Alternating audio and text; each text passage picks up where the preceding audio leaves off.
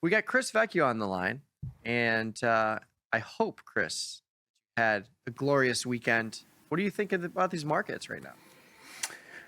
The war is only on from 4 p.m. Eastern on Fridays until 5:55 Eastern on Sundays, apparently.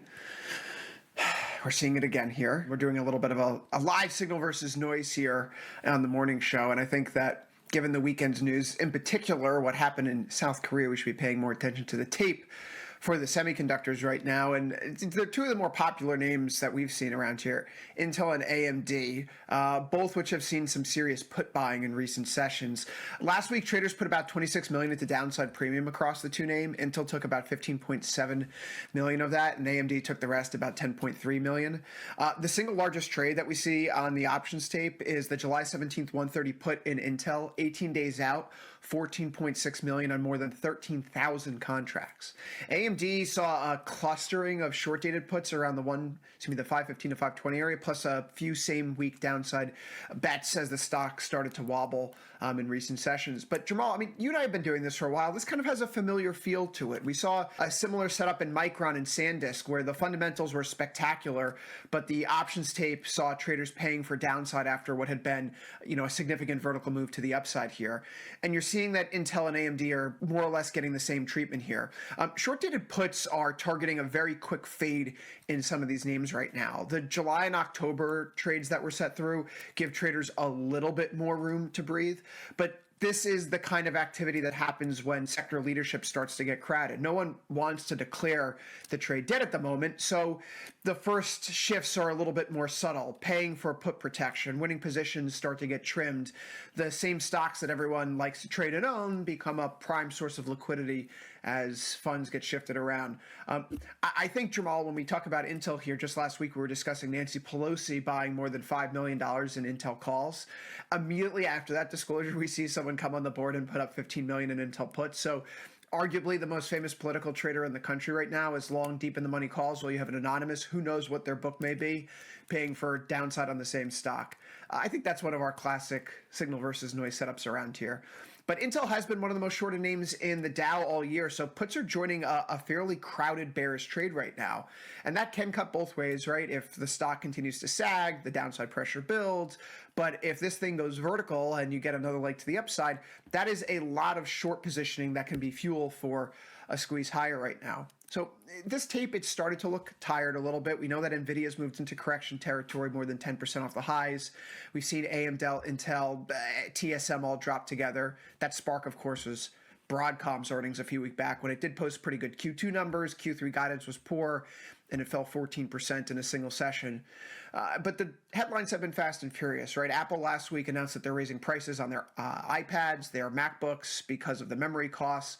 Hyperscalers are still plowing towards $750 billion worth of capital expenditures this year.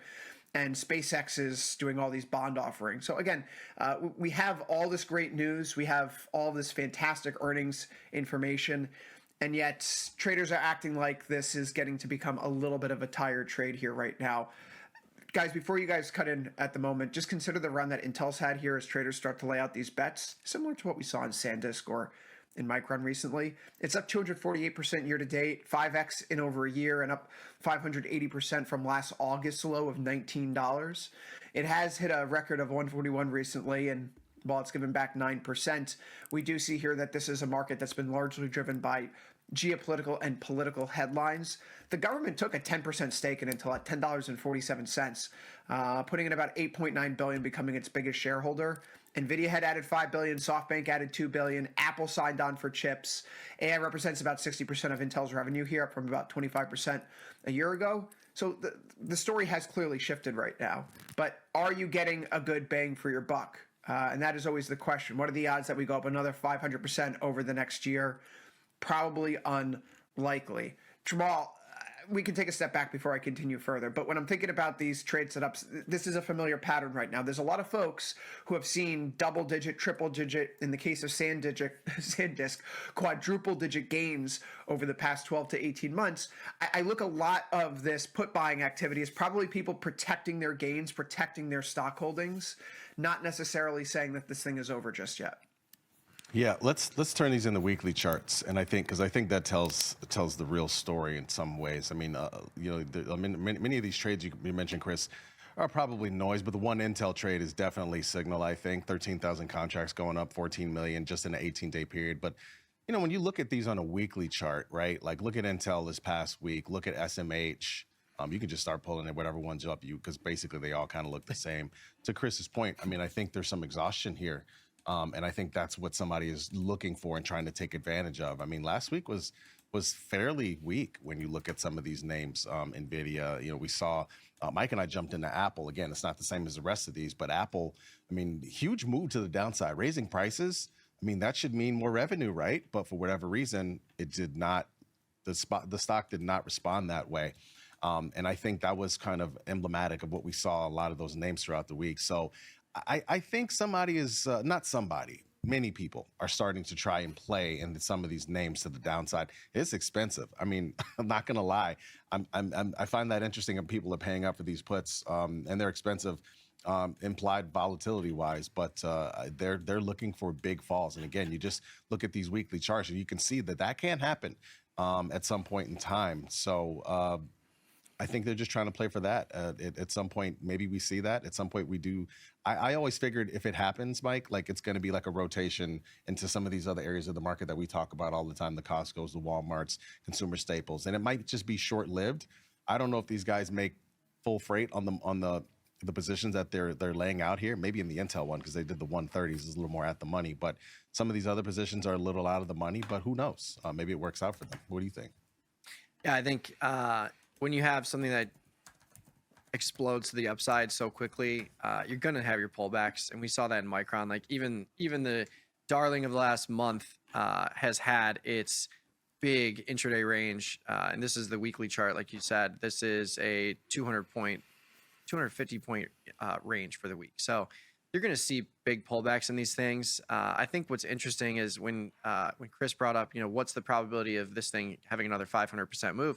Some of these stocks they're at interesting price points, right? You might look at SanDisk at 2,000 and be like, oh, this must be a super expensive or huge market cap stock.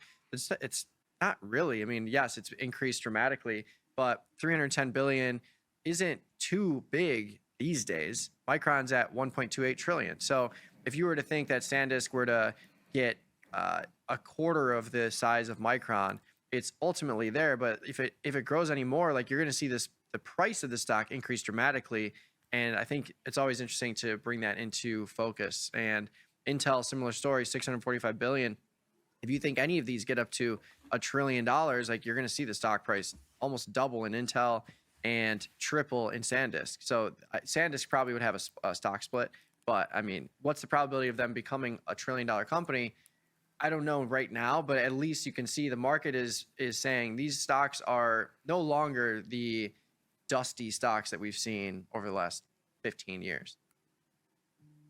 I mean, that's absolutely right. And the problem that some of these traders may have in the short term, particularly if you're leaning short right now, this is the window that a lot of the seasonal folks call Christmas in July. The final 3 days of June, coupled with the first 9 of July, have averaged 2.5% over the past almost 40 years, actually, since 1985, 40 years now. 78% of the time higher during that window. So you're getting a little bit of a bounce here today. And if this is another Christmas in July, just like we just saw the June swoon worked out perfectly well. If you were short the market June 18th through June 26th, you made a few bucks. So if you follow the July Christmas in July seasonality here, this isn't exactly the most opportune window to be laying out short-dated puts if you're going to be aggressively bearish. Now, the news overnight, I keep stressing this, and I've been talking about it in the morning note, it feels like for months now at this point in time. But governments are treating the compute build-out and the AI build-out to the same degree that they've treated national defense and energy security. So what do you see in South Korea? A floor of sorts being put under the trade right now for Samsung, for SK Hynix. All good news. When does the trade end is the question a lot of people are asking, and it's the reflexivity of markets, the George Soros reflexivity of markets. High prices invite more capital induces more supply induces lower prices. So when will the supply catch up? We don't know. For now, I'm a momentum guy, so I'm going to keep pushing these things to the upside and buying at the 1 month moving average until I get smacked in the face. And for now, it's working. So All this to me is just noise as long as the charts keep pointing from bottom left to top right. I'm with you on that. I'm with you on that.